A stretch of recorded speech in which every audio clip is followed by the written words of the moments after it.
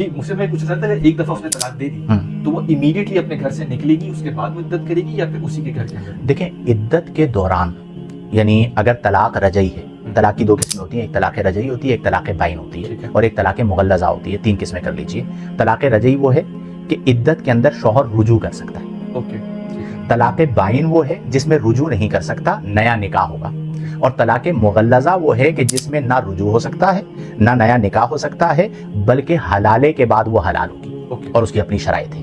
تو اب جو عورت ہے عدت کی جو اس کے ایام ہیں اس کا ذمہ اور اس کے اخراجات بھی ہمارے دین نے شوہر پر لازم کیے جی، کہ تم نے اگرچہ طلاق تو دے دی ہے لیکن جب تک اس کی عدت ہے تو وہ کہیں اور نکاح نہیں کر سکتی، اب وہ کیسے سروائیو کرے، اس کے اخراجات کون پورے کرے گا؟ تو اب حکم یہ دیا گیا ہے کہ وہ شوہر کے گھر پر عدت پوری کرے اور اس پورے عرصے کا جو خرچہ ہے وہ سارا شوہر پے کرے گا، ٹھیک ہے۔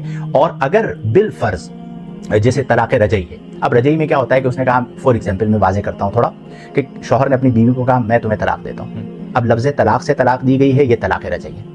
اب صبح اس نے طلاق دی، مثال کے طور پر 2 گھنٹے کے بعد اس کا دماغ ٹھکانے آ گیا اور اس نے آ کے کہا کہ میں رجوع کرتا ہوں، صحیح ہے، رجوع ہو جائے گا؟ اچھا رجوع ہو جائے گا لیکن وہ زیرو ہو جائے گا؟ نو، وہ تو چلا گیا، اب اس کے پاس صرف 2 طلاقوں کا حق باقی ہے، زیرو نہیں ہوگا، صحیح۔ ٹھیک ہے۔ اب زندگی پر اس کے پاس کتنی طلاقوں کا حق رہے گا؟ 2۔ اب عدت کے دوران وہ شوہر کے گھر پر ہے تو شوہر کو احساس ہو گیا، اس نے رجوع بالقول کر لیا یا رجوع بالفعل کر لیا تو رجوع بہرحال ہو جائے گا۔